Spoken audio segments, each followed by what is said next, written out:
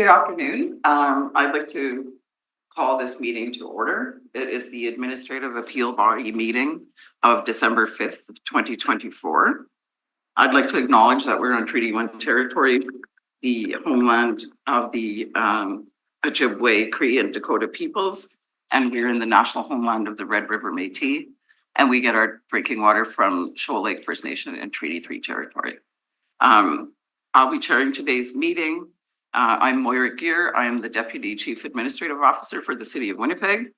I'm joined by Mark Pite, who's the Manager of Real Estate in the Property and Development Department, and Tracy Graham, who's the city's Chief Financial Officer. So we'll be the hearing body today, and Peter Prinsley, who will provide the clerking for the committee meeting and make sure that we follow the set out process of the appellant meeting. So we've got Peter. Thank you, Madam Chairperson. In accordance with the City of Winnipeg Charter and the Neighborhood Livability Bylaw, the process the committee will follow is the appellant will be heard first, followed by those in support of the appeal. Next, those registered in opposition are heard, followed by those registered for information. Finally, the appellant may return to speak in rebuttal to comments made. However, no new information is permitted. Please note that when your name is called, it is your opportunity to speak. However, you are not obligated to do so. Item 1 is an appeal under the Neighborhood Livability Bylaw number 1/2008 at 498 McAdam Avenue. Please note communications were received in support of the appeal, which have been distributed to all members of the committee. So at this time, if it is the will of the committee, we'll get an overview of the matter from the public service.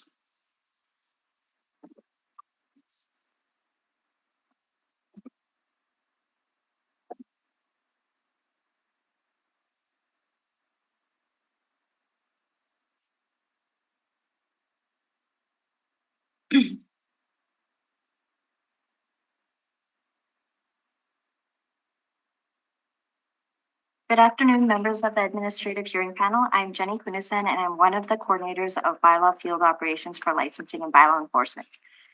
Today, I'm joined by John Lorbis, Administrative Coordinator for Business Supports and Enforcement Processes for our division. I will be providing details regarding our actions involving the property, and Mr. Lorbis will provide additional details related to questions about our enforcement process. Today's appellant requested an appeal against the vegetation control order issued for the premises at 498 McAdam Avenue. The vegetation control order was issued under the Neighborhood Livability Bylaw number 1/2008. As the committee is aware, licensing and bylaw enforcement is responsible for enforcement of this bylaw. The Neighborhood Livability Bylaw was put in place to regulate the maintenance of properties and other aspects of neighborhood livability in order to develop and maintain safe, orderly, viable, sustainable communities and to promote and maintain the health, safety, and well-being of residents. I am going to provide an overview of our enforcement process and a summary of the events. When a request for service is received, bylaw enforcement officers attend to the property and assess conditions for bylaw violations. They will issue compliance orders as necessary. On September 12, 2024, an officer was in the immediate area of 498 McAdam Avenue and observed conditions that constitute a violation of the Neighborhood Livability Bylaw. The officer observed long grass in excess of 6 inches on the front boulevard and in the rear yard along the fence line. The officer also observed uncontrolled noxious weeds identified as thistle on the front boulevard. Thistle is a Tier 3 noxious weed identified in the regulations of the Noxious Weed Act. We have also provided photos of what the property looks like. On September 16th, Licensing and Bylaw Enforcement issued a compliance order for vegetation control to Mr. Patrick Allard with a compliance date of September 24th, 2024. A copy of the order has also been provided for your review.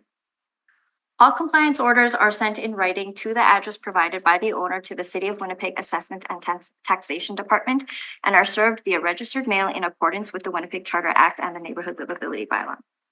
The Winnipeg Charter Act states that the notice by mail is deemed to be received by the person on the 3rd day after the day it is mailed. Vegetation control orders provide the name of the program coordinator, the program email address, and phone number for information and inquiries. Contact information for our office is also included to facilitate communication directly between the owner and the bylaw enforcement officer. In the order, the neighborhood livability bylaw sections that were identified are as follows. Section 8.1, plants and vegetation must be kept trimmed so as not to become unsightly. Section 8.2, other than on properties zoned for agricultural grazing and feeding and agricultural cultivation, turf must be kept trimmed to a maximum length of 15 centimeters or 6 inches. Section 8.3, noxious weeds must be controlled on all properties. Section 87.1, subject to the provisions of this section and Section 88, the owner and occupant of a property adjacent to a boulevard are each responsible for maintaining that portion of the boulevard that is adjacent to the property and are each guilty of an offense under this bylaw for failing to do so.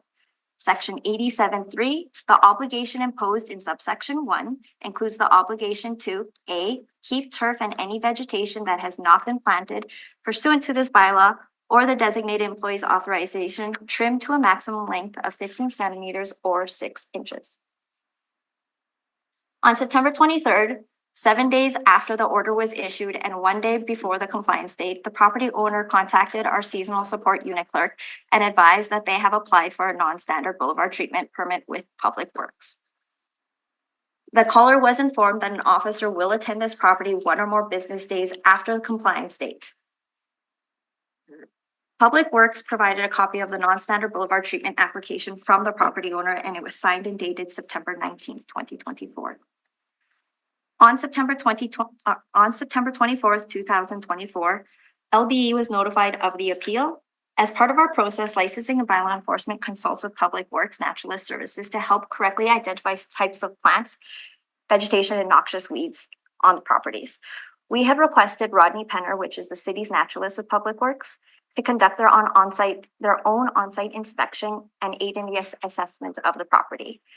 Their assessment was conducted on October 1st and provided feedback to LBE. I have also provided the email as one of the exhibits. The city naturalist observed the following noxious weeds when they were on site conducting their inspection. So they noted Canada thistle and creeping bellflower, as well as quackgrass, which is a type of grass on the boulevard. Our process requires officers to reattend the property after the compliance date. When conditions are not bylaw compliant, the officer will begin the enforcement process. Due to the appeal, our division placed the order on hold. On November 12th, the property owner picked up the public notice poster from 395 Main Street and was advised of the site posting instructions. We were also informed by Public Works that Mr. Allard did not wish to proceed with his non-standard boulevard application. So on November 25th, 2024, the property remained non-compliant as this is part of our process for end of season for vegetation control. And on December 2nd, an inspection was conducted and a notice appeal poster was visible in the front yard. I just want to add that our history with the property owner at 498 McAdam Avenue includes 1 order issued for garbage on the property and 4 orders issued for vegetation. This would be the 4th order that we have issued. There was also an error in Exhibit 9 that was submitted. It states that the vegetation order was closed as end of season. It was actually closed as corrected by the owner. And based on our history and his own submission of Exhibit 10, Mr. Allard is aware of his responsibilities to comply with the neighborhood livability bylaw as it applies to maintain the vegetation on the property and the boulevard. Our officers have not been able to observe anything that would prevent the property owner from complying with the provisions set out in the neighborhood livability bylaw. That would be the resolution at this point.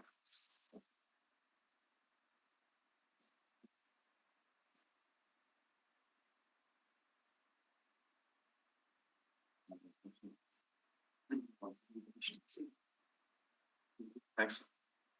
Okay, at this time, we'll ask the appellant to join us at the end of the table there.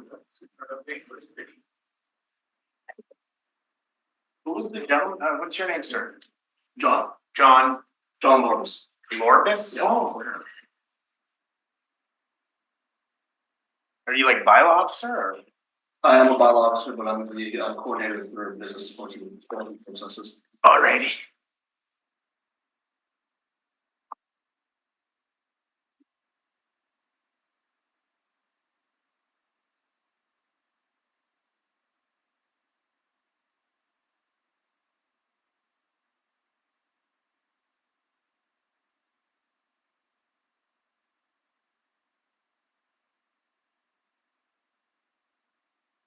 Want me to just jump in? Yeah. So why we're here today is not, and I'll be clear right off the top, is not that, I'm not here to tell you I don't want to cut my boulevard. I wish I could. I'd love to have a nice boulevard. As you can see by the pictures submitted by city staff of my wonderful Christmas displays in front of the house. I like to keep a nice yard. I like to keep it presentable. My grass is always cut. I don't understand sorry, I understand it, but my yard is always kept and maintained. The issue we're here for is I want to tell you why the boulevard's not being cut. I wish I could cut it. I think it's ugly.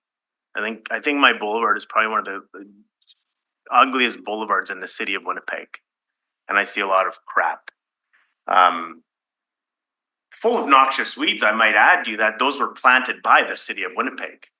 When my road was repaired in 2020 or 21, I believe it was, you may have read in Aaron McDowell's letter that there was some issues with some drainage.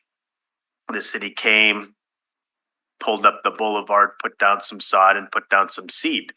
No, not sod, sorry, soil and seed. And this is what's grown. But what happened was when the city employees repaired my road, they made the problem worse off. And to go back, I had been making complaints to 311 for probably 7 years on overland flooding on my boulevard and the drainage issue. And I wish I never said anything because now the problem is worse after the repair. I get more water on my boulevard. The soil is being, because they put fresh soil, it started getting eroded away, leaving a trip step on the curb. I have lots of guests coming to my house, including elderly family members, a blind aunt, and having a trip step on the boulevard or on the curb is not in line with the Neighborhood Livability Bylaw Act, which wants safety and health. That's the whole purpose of the, Neighborhood Livability Bylaw Act. So I'm stuck between a rock and a hard place. If I cut the grass, if I cut the boulevard, the water washes away the soil, creating that trip step.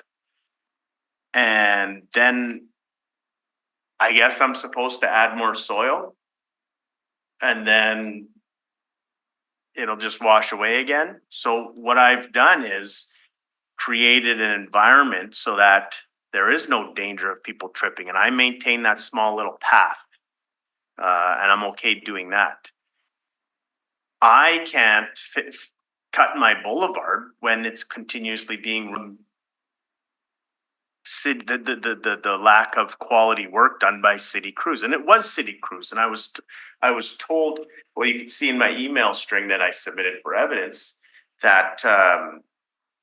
I don't know her last name, Kirsten. She works, I believe, in one of your offices, is aware of this.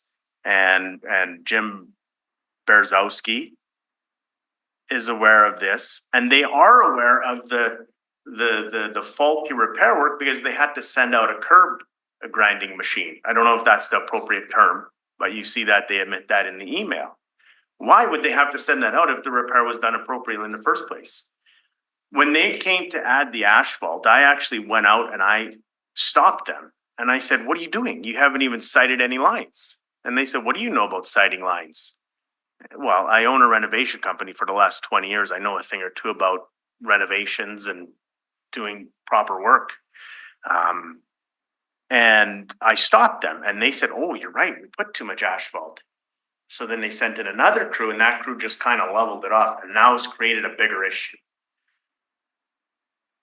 So if I cut my grass, I expose a bit of that curb, whatever's left of the curb, because you can see from the pictures that are in the file that there's about 1.5 to 2 inches of curb.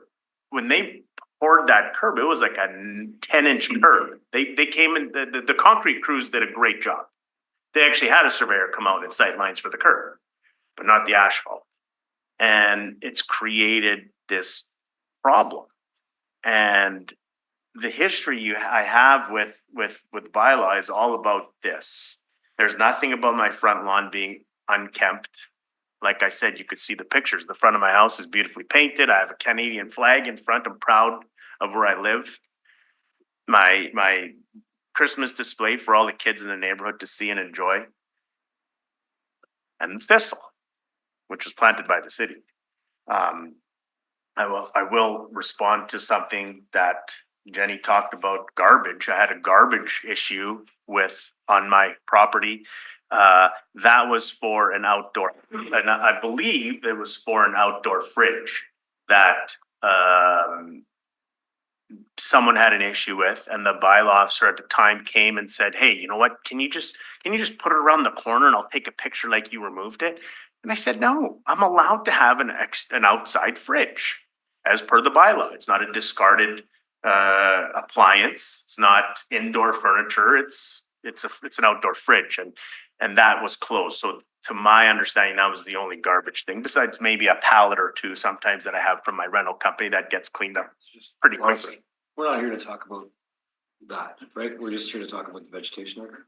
So if you could stick to. Well, the history was brought up by the city employees, so. What is the vegetation order, so let's try to stick to that. I'm just answering any concerns that the city brought up. It brought up my history. Okay. So I think it's relevant with the department.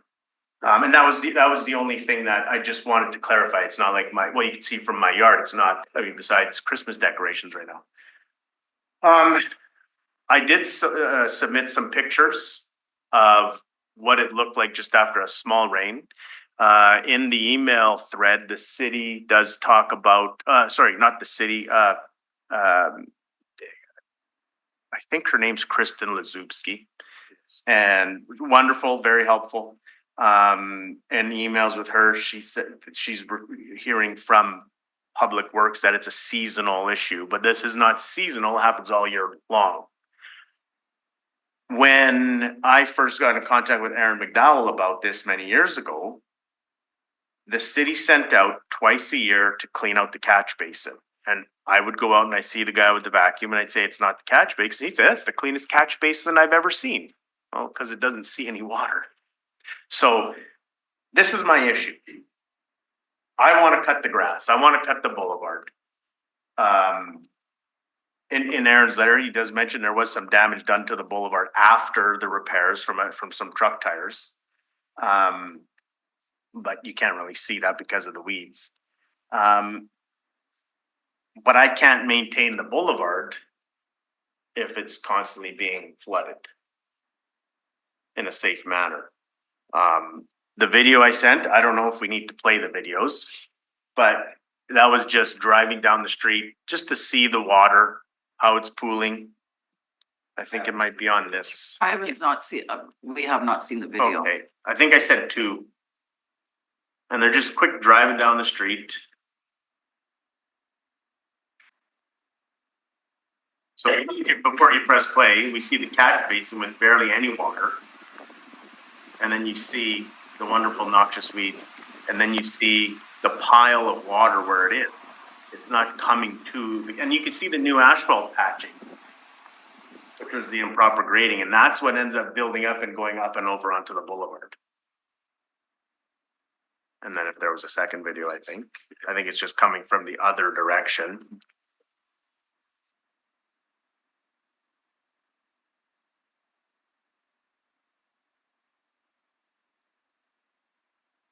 What would we do without these guys, eh? So this is coming from the other direction. These were taken, we had some rain a couple weeks ago. So you can see, we're getting in front of my house, you see the pile of water that's starting to creep up on top of the boulevard, and then no water. The only water that might make it to the drain is what they did with the curb cut, or whatever they call that curb grinding machine or asphalt grinding machine. So, oh yeah, I know that is back where, so my house is the beige one. And then you can see all the water that's pooling over here, but you can see just a very small stream, so it's backing up, and even on my neighbor's boulevard, there's a little gully there, I'm gonna call it, and that gets a bunch of water after a decent rain or melt. That's the videos. I don't know if you guys want to see them again, but it's just to give you an idea that I'm not just making this stuff up.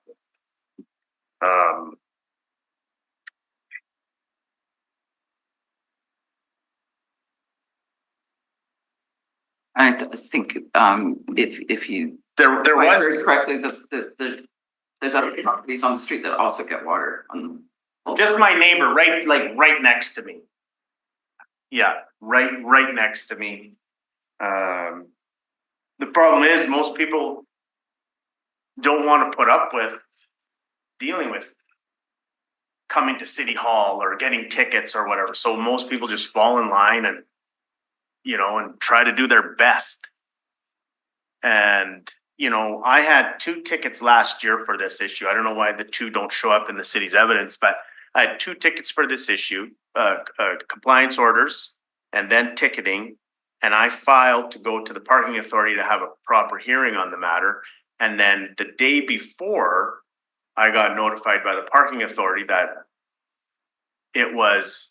the tickets were stayed, quashed, canceled because there was no evidence to support that my boulevard was taller than 6 inches. I don't know why that happened. So in order to come and talk about my story, this was the only way I could do it because I was worried that I might go through the same process, file a screening appointment, and then just have the city drop it. So this time there was going to be an opportunity for me to come and explain what's going on, and that's why we're here. And I think that might be about it. There was that's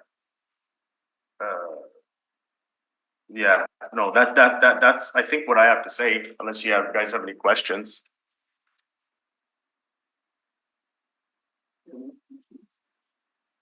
It's like a regular public hearing where it'll come back and I don't have to everybody else speaks. Yes. Okay. Yeah, I'm good. Thank you. All right, so first up, in support of the appeal, we have Mr. Aaron McDowell. Okay, right on. Thanks for having me today. For anyone not familiar, my name is Aaron McDowell, and from November 5th, 2010 through May 29th, 2022, I was employed as the executive assistant to Ross Eady, who's the city councillor for the Mynarski ward. During that time, I was responsible for handling all of the casework that came to that office. And I just want to say there are thousands of people in the Mynarski ward that hate me because I always stand up for bylaw enforcement. Okay, it's very rare that I'm in a situation like this because I agree with the order, but there's a reason why the order isn't being followed. At some point in 2016, Mr. Allard brought it to the attention of the Mynarski ward office that there was a serious problem with overland flooding on the south side of the block of Macadam Avenue between McGregor and Copp Street, primarily affecting his property at 498 Macadam. I attended the scene to investigate, and it became clear to me that the street surface had deteriorated to a point where the grading of the roadway was no longer allowing for water from rain and snowmelt to be directed into the catch basins, causing the overland flooding. Our office placed a service request to have PWD and WWD inspect. And the reason why is because even though it was clear to me that this was a public works issue, I didn't want a situation, and more you'll be familiar with this, public works will say, well, how do you know the catch basins aren't plugged or collapsed or something like that? So we want to check that out first. So once Water and Waste had eliminated that, it fell into PWD. Our office placed a service request. PWD concurred with my assessment of the grading situation. And when funds became available, they would mill and fill the affected area to allow the roadway to be graded and have water flow redirected into the catch basins. Now, years later, at some point in 2021, PWD had contractors carry out the work, but unfortunately, the asphalt was laid improperly, as you can see from the video, which created a damming effect, and damming with two M's, which exacerbated the overland flooding. Furthermore, when the work was carried out, large gouging on the boulevard was left and not repaired. This caused a situation where Mr. Allard was unable to maintain his boulevard safely. And if he was to lay down sod or seed, it would just be washed away and as the overland flooding continued. So I contacted PWD again. I probably talked with Jim. I probably talked with, I guess Louis was gone at that point. I was probably talking with Jim at that point, Berezowski, to let him know about the situation, and they agreed to handle it the following season. Unfortunately, the following season, 2022, my employment with the Mynarski office ended, and I personally was unable to follow up on the case in any official City of Winnipeg capacity. Furthermore, as a result of leave of the Mynarski office, I am no longer in possession nor privy to dozens of emails between A. McDowell at winnipeg.ca and PWD, WWD, and Council 311. The Mynarski office may still be in possession of these. I have no idea. But the internal 311 system, formerly LEG in Canada, I don't know what it's called now, would definitely have records of all this.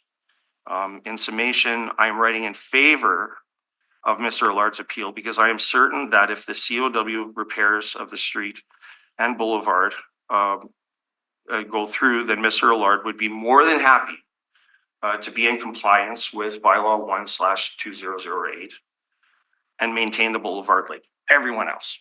And I mean, the fact that if you look at his yard, it just demonstrates that. He has beautiful private property and his boulevard's a mess. And yeah, so that's why I'm here today. So yeah, if you have any questions, thank you.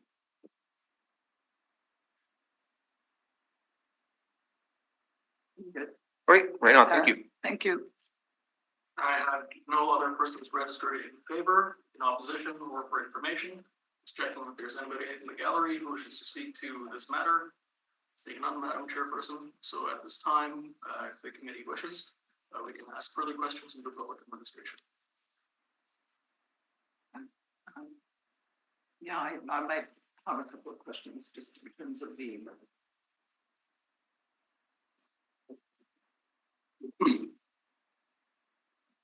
Yeah, I'm just, you know what, my question just to the public services, was it ever brought to your attention that because it was a drainage issue that the boulevard wouldn't be addressed, or did you guys have to work it all with Public Works on that matter, or? So typically what happens is, as Jenny has mentioned, all of our contact information is on the order, and as well as direct to our office if they can't reach the specific officer in question. That being said, if there are mitigating circumstances that arise that our officers need to review in terms of perhaps being unable to comply with the order permanently or even temporarily, that's something that we would always entertain. So in this specific case, and the issue of overland flooding was not raised directly with us specific to this order itself. Perhaps maybe through conversations in other files, my understanding is it's not. The one contact that was mentioned was in relation to a non-standard boulevard treatment. Again, that's with Public Works. We work together with them in that regard because it does kind of have an interaction with our offices as well too. That being said, even that process is still what can I say, not relevant to the order itself, because even with a non-standard boulevard treatment, it still doesn't provide for provisions to allow him to grow noxious weeds or long grass in excess of the 6 inches. So to answer your question, I guess it's if we did hear about it, we can look at it. You know, I can, if you don't mind, I can also state that in all of the photos that we reviewed leading up to even this 2024 order, the 2 photo and the videos and such, none of the photos that we've documented ever has shown overland flooding at any point in time. So not to say that it doesn't happen, and again, I want to acknowledge that he has conversations with ongoing conversations with Public Works. Clearly, over the last several years, there are periods where you can cut the grass, maintain the weeds, when there's no overland flooding. I was gonna actually, when the applicant comes back, ask if there was a photo that showed overland flooding, because I didn't see any. No, and we checked our records as well, Chief. And all of our officer visits, we've never encountered that as well. In terms of the scope of the order, it was limited to the boulevard? Mention the property as well as. The reason for that is when we return, if the conditions change, the bylaw is very specific as to all areas. But we maintain we are clear in our observations, but we quote the entire bylaw that says all areas need to comply. When I look at the photos on page 11, of the agenda item, it's inspection photos, it says page 4. It looks like there's a lot of weeds on the main property. Would that be within the scope of the order that was issued? Amongst the Christmas decorations that are up there. So you're referring to the weeds like that are right in front of Santa? Yeah. So is that well into the property or is that just the boulevard? That's the boulevard. It is the boulevard? Oh, it was very similar to the Maybe video that you Patrick can showed. answer that when he comes. Yeah. In terms of the depth, I can't tell whether or not it's No, not from that. Yeah. in the boulevard. That was a good clarification. Thank you. This is another photo. It would be part of exhibit 9 when there is no snow. You can see the boulevard a little more clear in those photos. And we don't contest what the appellant has indicated. He does maintain the yard. And in our photos, the front yard is maintained. The issues are on the boulevard for this specific board.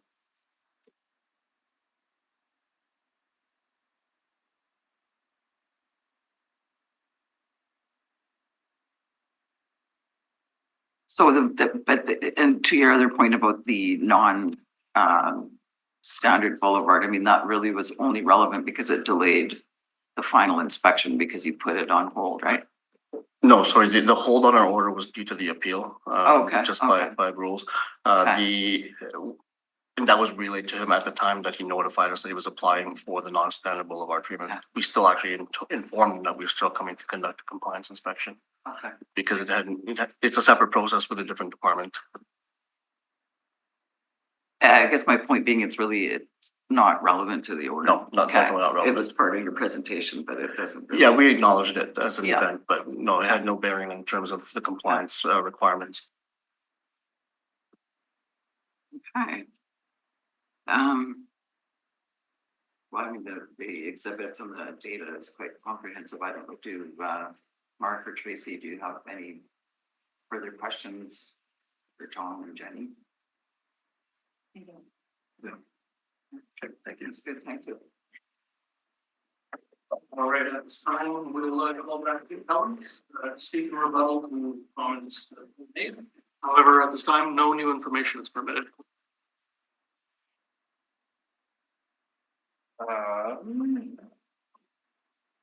So I did bring up the overland flooding issues with various city departments in the email string with Kirsten and Jim. And also too, you can see I submitted about a dozen or so 311 reference numbers. That's all relating to that. As for the bringing it up with the bylaw enforcement, I always try to talk to the enforcement officer directly instead of calling what they call the long grass clerk. You get someone hasn't been on site, someone that works, that probably handles a whole lot of calls. So one of the individuals who I did mention, and my neighbor came out across the street when Nick Francisco, who is a bylaw officer, he's no longer employed with the city. He came there and I explained, even though he gave me a fake name, which I made a complaint to 311 and the department. He told me his name was Nick Cisco, but because I've dealt with bylaw before, I knew that was not his real name and his badge was flipped backwards. He's not an employee anymore, so I don't need to go on that, but but I did explain to him and anyone I've had a chance to, and this most recent order, I believe the bylaw officer's name was Bo.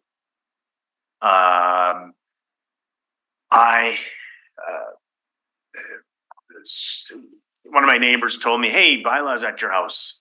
So I came home, I was working on Pritchard Avenue, so very close. So I came by and I saw him parked on McGregor and I went and tapped on the door. Very pleasant guy. He should be the model for almost bylaw officers. And we spoke and I told him about it. I told him that this is an ongoing issue and this and that. And he says, well, I'm gonna call and see if we just don't even have to go down this road.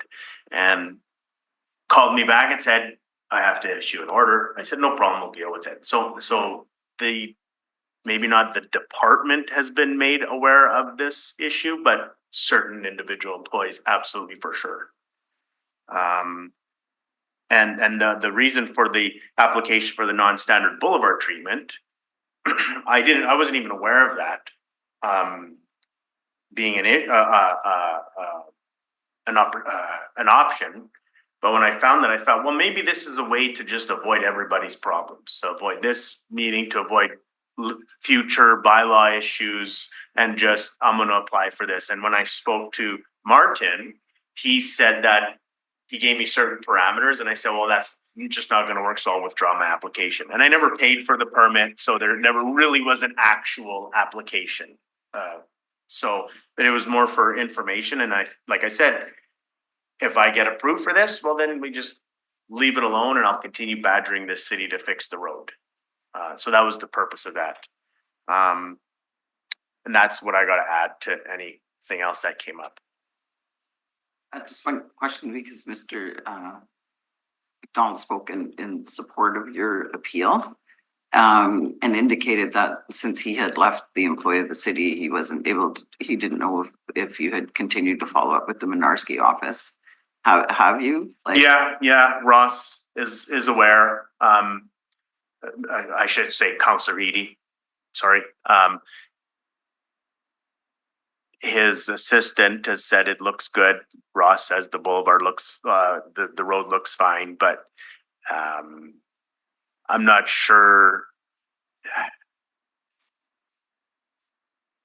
There's been some, between me and Edie, there's been some political disagreements, me running for MLA and school trustee and this and that, being in the political atmosphere, and me and Ross having different opinions. Sometimes we butt heads a little bit. So I try to, we try to keep our communication to a minimum, I guess.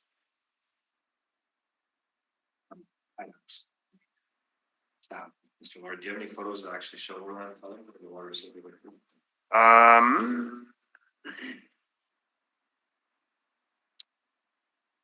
I may, and they may be included in one of those 311 requests. Exhibits I haven't seen. In terms of the water pooling in front of your neighbor's property, it doesn't seem that they have any trouble maintaining the boulevard. Right.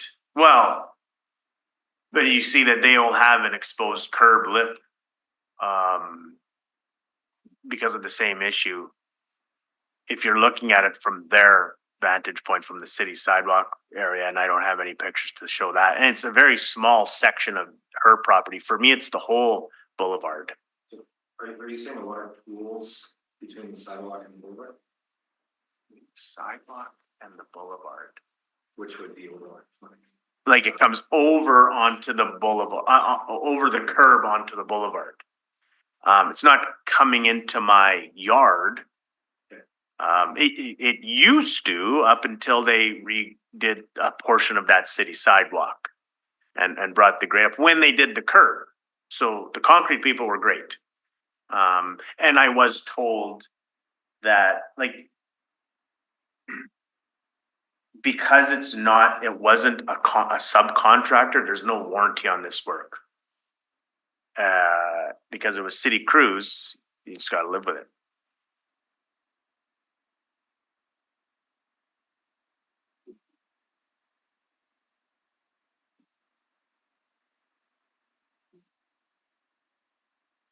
Any other questions? I don't have any further questions. Thank you. Okay, what now? Now we make a decision. Okay, do I wait here or do we just get an email? Grab a seat in the gallery.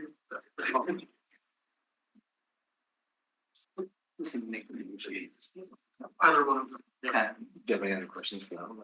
No, I don't have any further questions for the public service. I'll move that the receipt of the public representations be concluded. Say all in favor. All in favor? Opposed? Aye. Carried. I'll move that the appeal be denied and the order of the bylaw enforcement officer be confirmed. All in favor?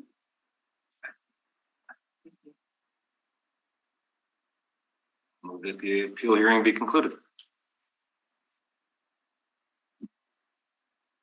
Conclusion. Thank you. Please note that the committee has made a final decision on this matter, which is not subject to further appeal. And now if I could just have one last motion to adjourn this meeting. That would be it. Something like that. Alright, All in favor? perfect, thank you.